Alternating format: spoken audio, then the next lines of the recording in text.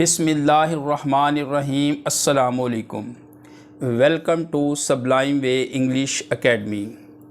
आज की इस वीडियो में हम इंफॉर्मेशन कलेक्ट करने जा रहे हैं एक बहुत ही खूबसूरत और इंटरेस्टिंग लिटरेरी डिवाइस सिनेक्डोकी के बारे में। What is सिनेक्डोकी?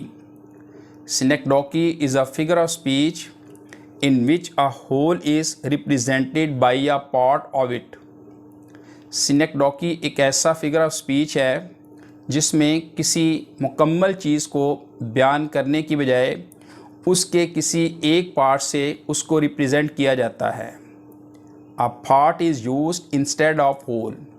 ये जो एक हिस्सा है वो मुकम्मल की बजाय होल पार्ट की बजाय वो एक पार्ट जो है वो इस्तेमाल किया जाता है। In other word, a part is a substitute of the whole, यानी वो जो एक हिस्सा है वो मुकम्मल का मुतबादिल है। The use of synecdoche is clearly apparent in day to day spoken English. It can be heard frequently in variety of conversations.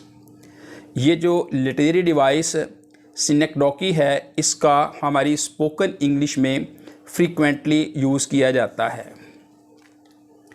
अब कुछ एग्ज़ाम्पल्स के साथ अपनी इस बात को क्लियर करते हैं।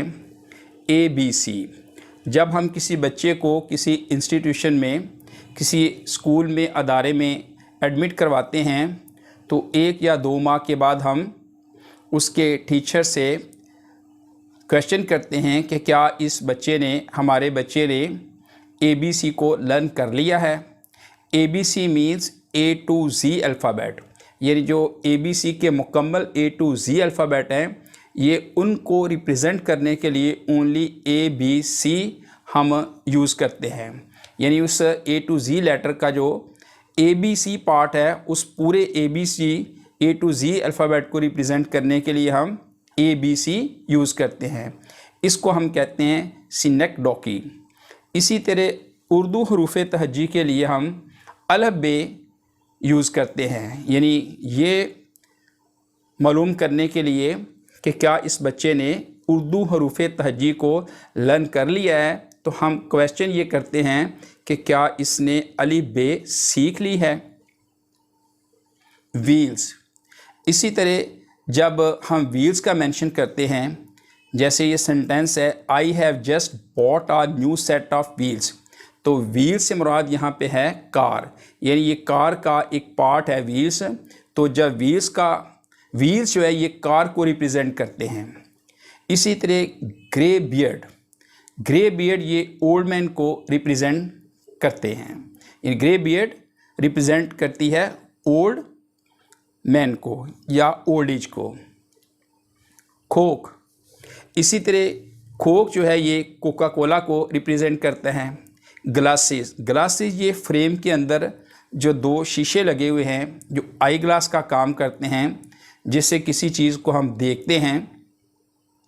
इसमें लेंसेज लगे होते हैं या ग्लासेस लगे होते हैं।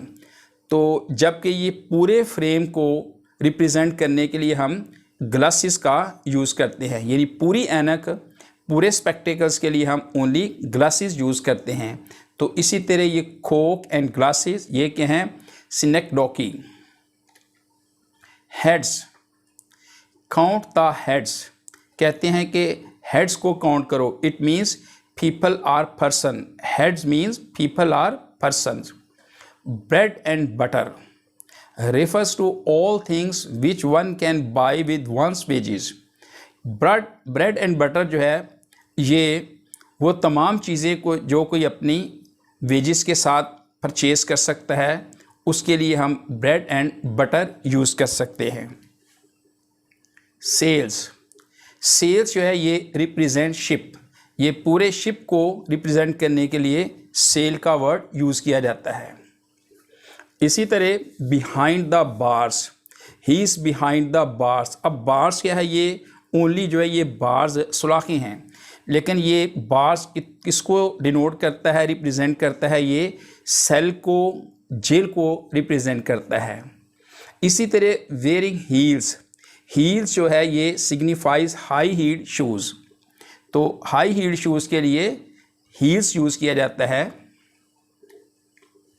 इसी तरह हमारी सोसाइटी में अमूमन ये वर्ड बोला जाता है जब किसी की कोई हैबिट हम डिसलाइक करते हों तो उसको हम कहते हैं कि मेरे सामने से अपना चेहरा गुम करो।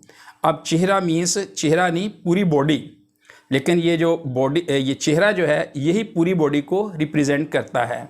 वैसे तो किसी को हम ऐसा कह नहीं सकते, लेकिन उसकी किसी ऐसी हैबिट जिसको हम डिसलाइक करते हैं या उसका कोई ऐसा एक्ट जो उसने अच्छा ना किया हो, तो उसके रिज़ल्ट में उसको हम ये पनिशमेंट के तौर पर कहते हैं कि अपना चेहरा गुम करो, यानी मेरे सामने से हट जाओ। तो ये फेस जो है ये पूरे बॉडी को रिप्रेजेंट करता है। और वैसे भी चेहरे के बारे में क्या है, चेहरा ह्यूमन बॉडी का एक ऐसा हिस्सा है जो किसी इंसानी शख्सियत की शनाख्त करता है, यानी जिस्म के हिस्से में से ये चेहरा ही है जिसको देखकर किसी पर्सनैलिटी की, किसी शख्सियत की पहचान की जाती है। रोटी, तो ये अमूमन हमारे घरों में बोला जाता है रोटी खा लें। तो रोटी जो है ये भी रिप्रेजेंट करता है फूड को, जिसमें सालन, करी और भी जो आइटम्स होती हैं, तो ये रोटी वर्ड जो है ये रिप्रेजेंट करता है फूड को। इसी तरह किसी फंक्शन में या किसी शादी के मौके पर रोटी खोल दो तो उस रोटी में भी लॉट ऑफ आइटम्स जो है ना वो शामिल होती हैं। तो वर्ड जो है ना ओनली रोटी बोला जाता है। तो किसी शख्स ने क्या बात कही है, वो कहता है कि जो शादी के मौके पर जो शख्स ये कहता है ना कि रोटी खोल दो, वो मुझे बंदा बहुत अच्छा लगता है। इसी तरह बिरयानी जब भी पकाई जाती है तो जो कुक है वो बिरयानी को पकाने के बाद उसमें से चंद चावल निकाल के चेक करता है, तो वो बता देता है कि बिरयानी ये ठीक पक चुकी है। तो वो ये जो थोड़े से चावल चेक करता है वही पूरी बिरयानी का जो है वो पूरी बिरयानी को रिप्रेजेंट करते हैं कि बकिया बिरयानी भी इसी तरह ठीक पक चुकी है। इसके अलावा शाम के वक़्त जब हम रात को लेटते हैं तो सोने से पहले हम अक्सर कह देते हैं कि हमारी चारपाई बिछा दो। अब चारपाई बिछाने का मतलब है कि ओनली चारपाई नहीं बल्कि मौसम के मुताबिक साथ उसके बिस्तर भी शामिल होगा। तो ओनली वर्ड चारपाई का बोला जाता है, लेकिन बिस्तर समेत, मौसम के मुताबिक बिस्तर समेत जो है वो चारपाई जो है ना वो डिनोट करती है मुकम्मल बिस्तर समेत सोने का एहतमाम। इन दी एंड महात्मा बुद्धा का एक बहुत खूबसूरत कोटेशन है, the tongue like a shop, जो टंग ज़बान है ये एक तेज़ चाकू की मानिद है, किल्स विदाउट ड्राइंग ब्लड, ये कत्ल करती है, मारती है खून को निकाले बगैर। यानी जो टंग है ये कत्ल भी कर देती है लेकिन खून भी निकलने नहीं देती। जनाब हज़रत अली रज़ी अल्लाह ताला अन्हु का भी कौल है कि जिस्म एक दुकान की मानिद है, जिस्म एक दुकान की मानिद है और ज़बान उसका ताला। जब ताला खुलता है तो पता चलता है कि दुकान कोयले की है या सोने की। कहते हैं कि तलवार का ज़ख़म तो मिट सकता है लेकिन ज़बान का घाव नहीं मिटता।